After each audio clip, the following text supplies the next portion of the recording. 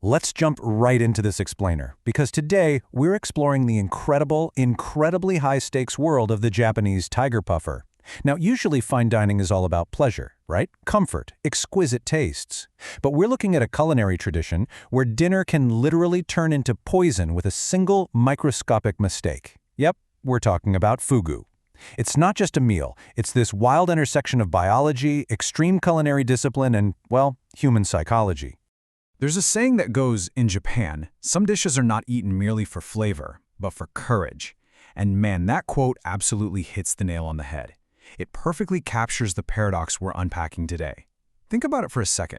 Why on earth would anyone willingly sit down and pay top dollar for a meal that could actually be their last? It's crazy, but people seek out this legendary fish specifically because of the possibility of death. The danger isn't just some unfortunate byproduct, it's the main event. But to really get why this dish commands so much respect, we've got to look at the horrifying science behind the fish itself. Section 1. The deadly delicacy. Tetrodotoxin. So, the main culprit here is tetrodotoxin. It's an incredibly powerful neurotoxin found in certain pufferfish, especially the tiger puffer. Now, we've all seen spy movies where cyanide is the ultimate instant poison, right? Well, tetrodotoxin is actually considered hundreds of times more lethal than cyanide. It's a highly evolved weapon of nature, basically designed to ensure this fish is never eaten by predators. But, as we know, humans are a pretty stubborn species. Section 2. Inside the neurotoxin. Unstoppable threat. Imagine just how terrifying this actually is. With normal cooking, if you've got a bacteria or something, you just cook it thoroughly. Problem solved. But not here. Heat does not destroy tetrodotoxin. You literally cannot boil, fry, or bake it away. Worse, it has no smell and absolutely no taste. Zero sensory warning that you're about to eat something lethal. You wouldn't know until it's far too late. And here's the most chilling part. There is no known antidote. If you ingest a lethal dose, doctors can't reverse it. They can basically just try to keep you breathing and hope your body eventually processes it out. So where exactly does this lethal toxin hide? It's highly concentrated in very specific organs of the fish. We're talking the liver, the ovaries, the intestines, and the skin. The flesh itself, the part you actually eat, is perfectly safe. But those toxic organs are intimately attached to it. A single careless cut, just the tiniest little slip of the chef's knife that nicks one of those organs, instantly contaminates the safe meat with that invisible, tasteless poison. And if that mistake does happen, well, the progression of tetrodotoxin poisoning is the stuff of nightmares. Step 1. Your lips start tingling. That quickly moves to Step 2, numbness and a total loss of muscle control. Then Step 3 is full-body paralysis. But the absolute worst part is Step 4, respiratory failure. Because of how this neurotoxin blocks sodium channels in your nerve cells, the victim often stays completely conscious. Imagine that. You're fully awake, your mind is racing, but you can't move, you can't speak, you can't even call for help, all while slowly losing the mechanical ability to breathe. It is truly terrifying. So knowing all that, how does anyone safely prepare this stuff? Section 3. Culinary surgery. Preparing fugu. Preparing fugu is not your run-of-the-mill cooking. Honestly, it's a lot closer to surgery.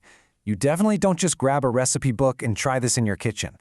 Licensed fugu chefs have to spend years meticulously studying pufferfish anatomy.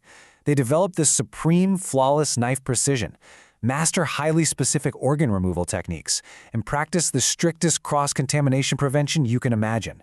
Every single movement of the knife has to be perfectly calculated. Just 30%. The demands of this training are truly staggering. In some regions of Japan, the famously grueling Fugu licensing exams have a pass rate of only around 30%. Most people who try to become licensed Fugu chefs simply fail, and for good reason. The examiners know that if they pass someone who's just, pretty good, it could literally result in a customer dying. These are arguably the highest, most unforgiving culinary standards in the entire world. And the crazy thing is, humanity's obsession with fugu has been relentless throughout history. This isn't some modern fad. We actually have archaeological evidence from ancient shell middens proving people in Japan were eating pufferfish thousands of years ago. Fast forward to the late 1500s, the powerful warlord Toyotomi Hideyoshi had to ban it because too many of his soldiers were dying from it. During the Edo period, even the samurai, warriors who literally lived by a code of death before dishonor, thought fugu was just too unpredictably dangerous. Yet the tradition survived all of that, leading up to the strict modern safety laws we have today. So if it's this dangerous, and if it requires surgical-level training, why do people keep eating it? Section 4. The psychology of danger. The obsession. When you weigh the delicate flavor against the thrill of mortality, this fascinating psychology comes into play. A lot of chefs and diners will straight up admit that the actual taste of fugu is very delicate, clean, and subtle. It's not a crazy flavor explosion. The real secret? Diners are consuming controlled danger. Historically, people actually wanted to feel that slight tingling on their lips. They practically demanded that the chef balance the dish right on the razor's edge of toxicity.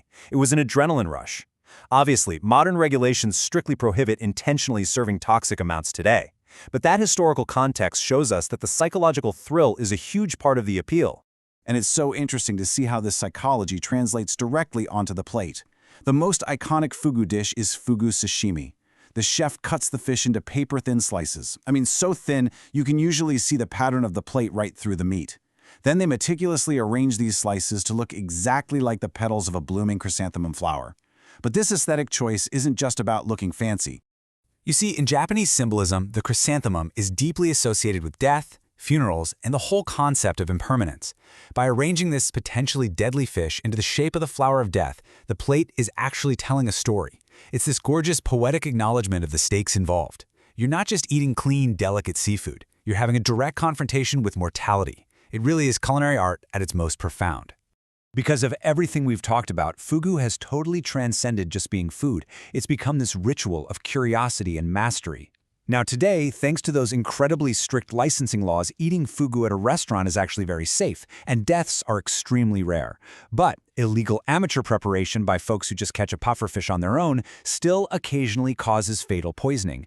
I think it proves a fascinating point about human nature. The danger continues to attract us rather than repel us. We're just naturally drawn to the edge. So I want to leave you with this to think about. Are the world's most famous dishes the most delicious ones or the most dangerous? A plate of fugu is clearly way more than just seafood.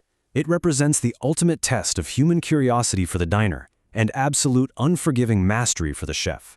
It's that rare meal where a failure isn't just a bad review. It's literally a matter of life and death.